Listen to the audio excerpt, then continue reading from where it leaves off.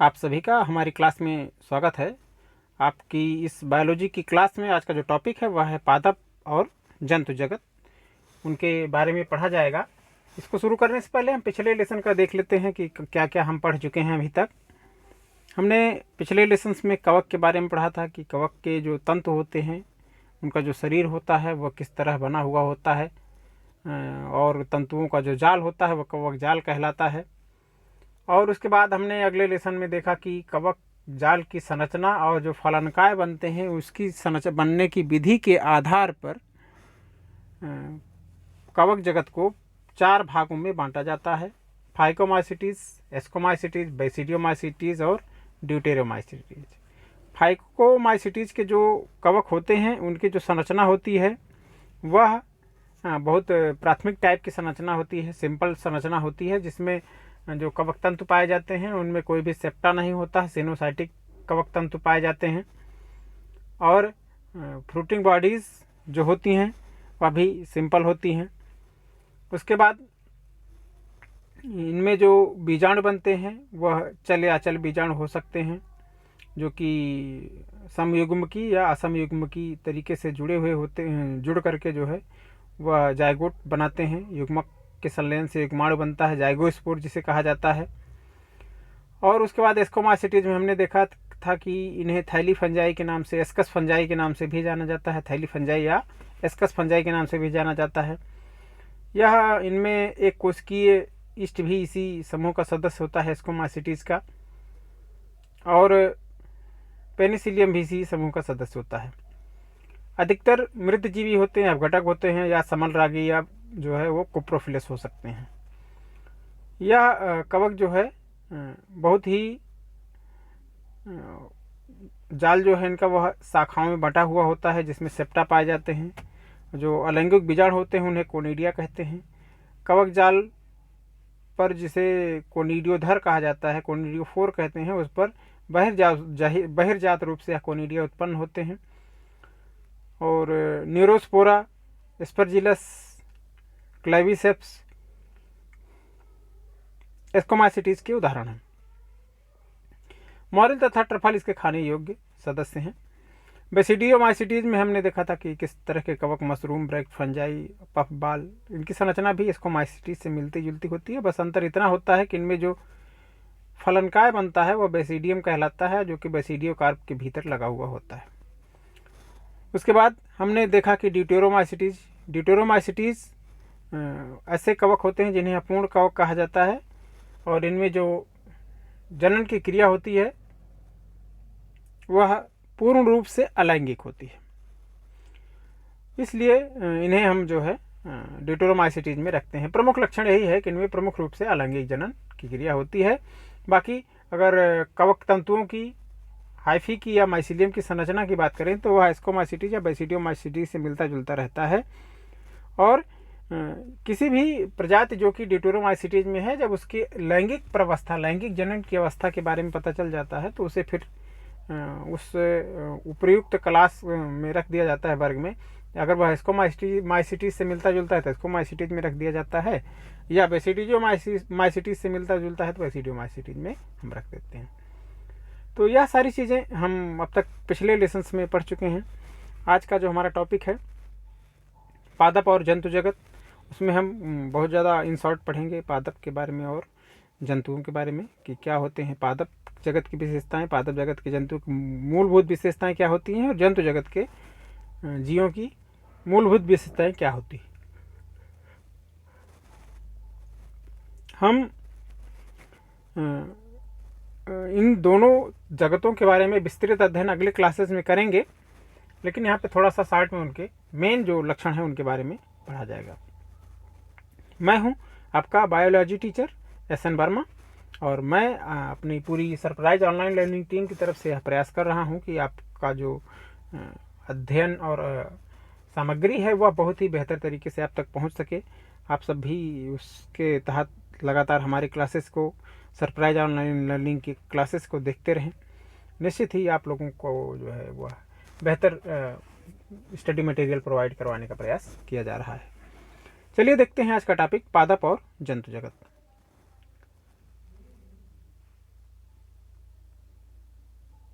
पादप जगत में वह जीव रखे जाते हैं, यूकैरियोटिक कोशिका वाले जीव, जिनमें क्लोरोफिल पाया जाता है।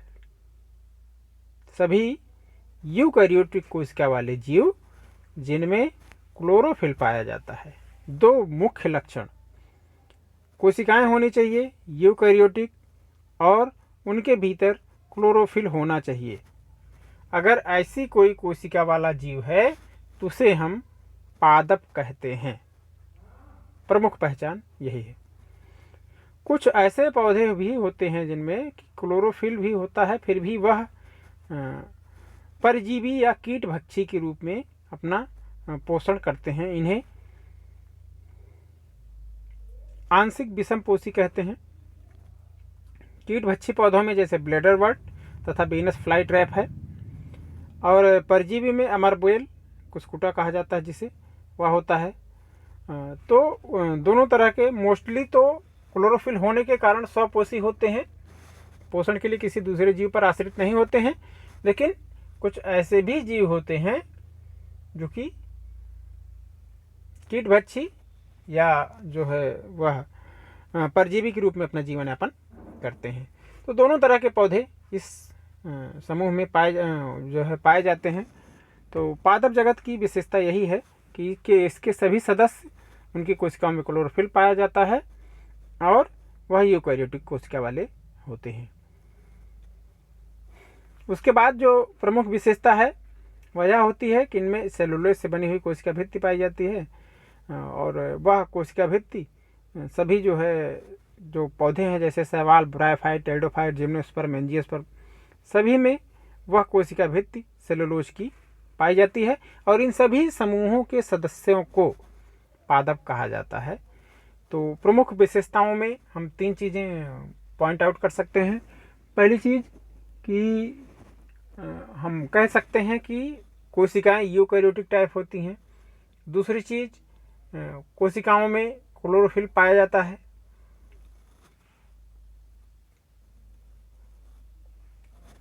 उसके अलावा हम देख सकते हैं कि इनके कोशिका चारों ओर कोशिका भित्ति पाई जाती है। इस तरह के जीवों को, जिनमें कि शैवाल, ब्रायोफाइट, टेरिडोफाइट, जिम्नोस्पर्म और एंजियोस्पर्म आते हैं, को पादप जगत में शामिल करते हैं, और इनका अध्ययन हम पादप जगत के अंतर्गत करते हैं। पौधों का जो जीवन चक्र होता है उसमें 2 अवस्थाएं हमें देखने को मिलती हैं, किसी भी पादप का होता है। एक होता है द्विगुणित बीजाणु उद्भिद अवस्था या स्पोरोफाइट। एक स्पोरोफाइट प्लांट होता है, स्पोरोफाइट अवस्था होती है पौधे के जीवन में। और दूसरा होता है अगुणित युग्मकोद्भिद या गैमिटोफाइट। तो 2 अवस्थाएं हमेशा सभी पादपों के जीवन चक्र में हमें दिखाई देती हैं। एक कहलाता है द्विगुणित बीजाणुद्भिद और एक कहलाता है अगुणित युग्मकोद्भिद। द्विगुणित मतलब गुणसूत्रों की संख्या 2n होती है, अगुणित मतलब गुणसूत्र की संख्या n होती है। तो यह दोनों अवस्थाएं हर पौधे के जीवन चक्र में दिखाई देती हैं, और इन दोनों अवस्थाओं में पीढ़ी एकांतरण होता रहता है। युग्मनज में जब मियोसिस होता है तो उसके द्वारा अगुणित बीजाणु बनते हैं, जो कि अंकुरित होकर के युग्मकोद्भिद अवस्था का निर्माण करते हैं। और युग्मकोद्भिद अवस्था पर बनने वाले जो युग्मक होते हैं वह पुनः संलयित होकर द्विगुणित युग्मनज का निर्माण करते हैं। यह क्रम जो है वह पीढ़ी एकांतरण कहलाता है, और यह लगातार हमें पौधों में देखने को मिलता है, वह चाहे छोटे स्तर का पौधा हो या बड़े स्तर का पौधा हो। तो 3-4 पॉइंट हमें मिले पादप जगत के लिए इस लेसन से। एक तो कोशिकाएं यूकैरियोटिक, दूसरी बात क्लोरोफिल युक्त, तीसरी बात उनके चारों ओर कोशिका भित्ति पाई जाती है। ये 3 प्रमुख लक्षण हैं जिनमें जो कि पादपों में ही पाए जाते हैं। उसके बाद एक और विशेष लक्षण किनमें हमें इनके जो जीवन चक्र होता है उसमें 2 अवस्थाएं देखने को मिलती हैं। एक होता है द्विगुणित अवस्था या स्पोरोफाइट अवस्था, और एक होती है अगुणित अवस्था या गैमिटोफाइट अवस्था। तो यह गैमिटोफाइट और स्पोरोफाइट दोनों, युग्मकोद्भिद और बीजाणुद्भिद दोनों अवस्थाएं, इनमें आपस में पीढ़ी एकांतरण होता रहता है। एक अवस्था के बाद दूसरी अवस्था आती है, दूसरी के बाद फिर वो पहली आती है। तो यह पीढ़ी एकांतरण का क्रम लगातार चलता रहता है। उसके बाद दूसरा जो जगत है जिसे हमें पढ़ना है जंतु जगत के बारे में। जंतु जगत में जो पौधे होते हैं वह विषमपोषी होते हैं, बहुकोशिकीय होते हैं, बिना कोशिका भित्ति वाले होते हैं, सभी यूकैरियोटिक होते हैं। मुख्य लक्षण देखा जाए इनके, पहली चीज कि यह स्वपोषी नहीं होते हैं, विषमपोषी होते हैं।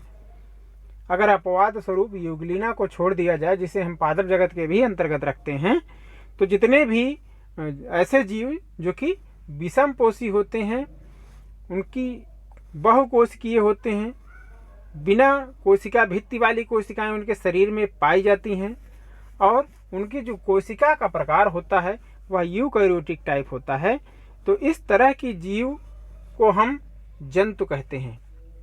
पोषण विषमपोषी, कोशिकाएं शरीर के जो संरचना है वह बहुकोशिकीय होती है, कोशिका के चारों ओर कोशिका भित्ति नहीं पाई जाती है, और सभी कोशिकाएं यूकैरियोटिक टाइप होती हैं। तो इस तरह के जीव को हम जंतुओं की श्रेणी में रखते हैं। सभी जंतु अपना भोजन प्रत्यक्ष या परोक्ष रूप से पौधों से ही प्राप्त करते हैं। वह चाहे सीधे सीधे साग भाजी खाते हैं, वह हो सकता है सीधे पौधों से प्राप्त कर रहे हैं, या यह भी हो सकता है कि उन पौधों को कोई दूसरा जीव खा रहा है और उसके बाद वह जीव जो है मनुष्य द्वारा या किसी अन्य जंतु द्वारा ग्रहण किया जा रहा है। तो यह जो भोजन ग्रहण करने की विधि है वह हम कह सकते हैं कि कहीं न कहीं प्रत्यक्ष या परोक्ष रूप से पौधों से ही जुड़ी हुई होती है। सभी जंतु अपना भोजन प्रत्यक्ष या परोक्ष रूप से पौधों से ही प्राप्त करते हैं। उसके बाद इनमें जो भोजन पचाने के लिए एक कैविटी पाई जाती है, एक गुहा पाई जाती है, उस गुहा को जो है पाचन गुहा कहा जाता है। भोजन को पचाने वाली गुहा को पाचन गुहा कहा जाता है, और वह सभी जंतुओं में पाई जाती है जो भी जंतुओं की श्रेणी में रखे जाते हैं। पौधों में ऐसी कोई संरचना नहीं पाई जाती है, उनमें भोजन को पचाने की कोई आवश्यकता नहीं होती है, ना ही पचाने वाला कोई अंग पाया जाता है।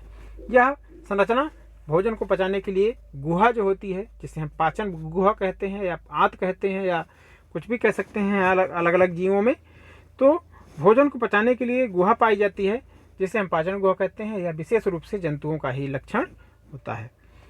भोजन मुख्य रूप से जो संचित किया जाता है वह ग्लाइकोजन के रूप में या वसा के रूप में। दो रूपों में जो एक्स्ट्रा जो भोजन ग्रहण किया जाता है जंतुओं द्वारा, उस भोजन को दो रूपों में परिवर्तित करके भविष्य के लिए अन्य आने वाले समय के लिए विषम परिस्थितियों प्रतिकूल परिस्थितियों के लिए जो है वह बचाकर ग्लाइकोजन या वसा के रूप में अपने शरीर में रखते हैं। तो और जो पौधे होते हैं वह मंड और स्टार्च के रूप में रखते हैं, ऑयल के रूप में रखते हैं, किसी भी रूप में रख सकते हैं, लेकिन जंतु ग्लाइकोजन या वसा के रूप में ही भोजन का संचय करते हैं। वृद्धि का एक निश्चित पैटर्न होता है कि उसी पैटर्न पे किस चीज का विकास किस तरीके से होना है यह निश्चित रहता है। तो वृद्धि का जो यह पैटर्न है सभी जंतुओं में निश्चित होता है। और दूसरी बात, जो वृद्धि है वह एक निश्चित सीमा तक ही होती है और निश्चित समय तक ही होती है। इसका मतलब क्या है कि किसी भी जंतु का आकार हमेशा निश्चित होता है कि यह जंतु अधिकतम इतना बड़ा हो सकता है, और एक निश्चित समय इस उम्र तक ही इसमें वृद्धि होगी।